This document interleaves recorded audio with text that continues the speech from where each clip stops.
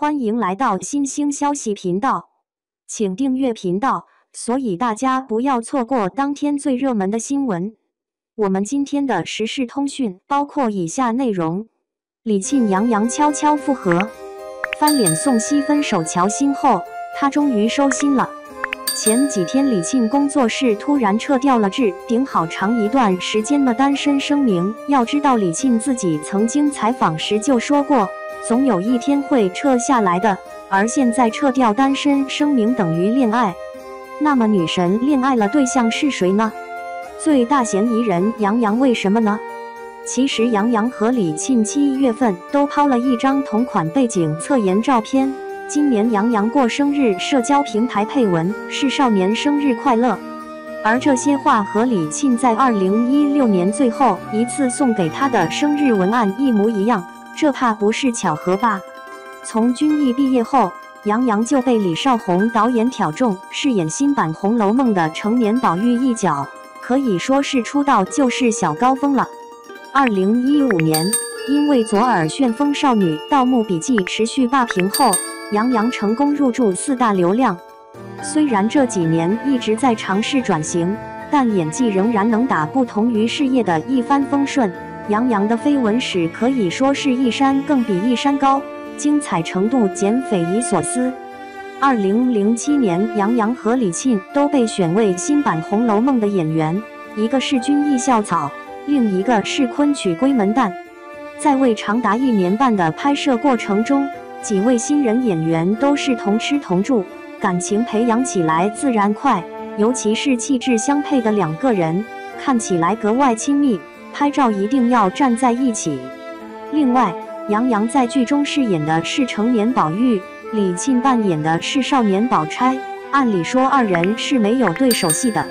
第二，论相处时间来，自然也不如从头扮演到尾的黛玉。但每每合影，黛玉蒋梦婕却始终成为了局外人。和他俩在一起，蒋梦婕自带灯泡属性，一不小心就会被屏蔽的那种。于小彤也没能幸免。有人被问到最喜欢宝钗还是黛玉时，于小彤回了句：“她喜欢李沁也是很懂了。”那会儿2人社交平台彼此的是双方的第一关注。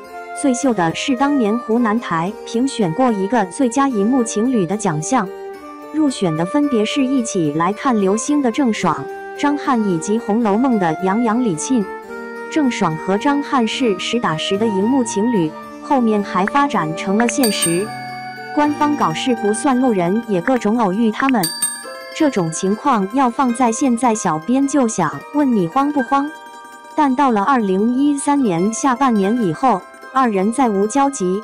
杨洋曾在采访中说过，自己的爱情又是从18岁开始的，对方是演艺圈新人，算时间线，那个我们大概就是李沁了吧。杨洋进组与宋茜相识，宋茜是女主，蒋劲夫是男主，还是新人的杨洋捞到了一个男2的位置。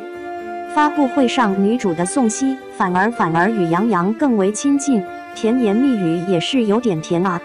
这时2人就有些零星的绯闻产出，到15年则是越演越烈，2人也是毫不避嫌。15年7月，杨洋、宋茜先后与贾士凯合作，到时候就有人怀疑，刚把发展中心放在国内的宋茜签约贾士凯，离不开杨洋的牵线。在江湖上还有传说的卓伟大师，专门为他写的一首诗。以前对所有标准不明确的杨洋也在采访中把年龄差固定了4岁，而宋茜刚好比杨洋大4岁。紧接着就有报道称微微一笑，肖奈手机里都是宋茜的歌。就在杨洋和宋茜绯闻闹得沸沸扬扬的时候，张天爱与他合作了《从你的全世界路过》，2人结缘。此后又合作了《舞动乾坤》，当时传闻原本角色由金晨出演，后来杨洋推荐给了张天爱。另外，杨洋和张天爱合作的一个策划，据说也是临时截胡赵丽颖而来。也是因为这场策划，2人间的小暧昧被人发现了。全程杨洋、张天爱2人都是深情对视，拍摄花絮里还没开拍，他们就很自然地牵上了手。有人报道过，两人确实已经在一起了，有同款，甚至被怀疑穿过同一件衣服，卓伟也有插过一脚，表示传闻不是空穴来风。虽然当时两人正当红，为了避免多生事端装作不熟，刻意保持着公共场合的距离和交集，但综合前几段来看，这一段算是锤得最轻的。然后就到了2022年，间隔时间较近，不少小伙伴应该对去年的白富美乔欣为爱卑微有所耳闻。这里稍稍的概括总结一下，去年7月份有人在伦敦拍到乔欣跟某男子的挽手合影，然后同款帽子、同羽绒服、同款鞋通通被找出来。再看男方确实就是杨洋吧，而且他们好像都很在乎对方。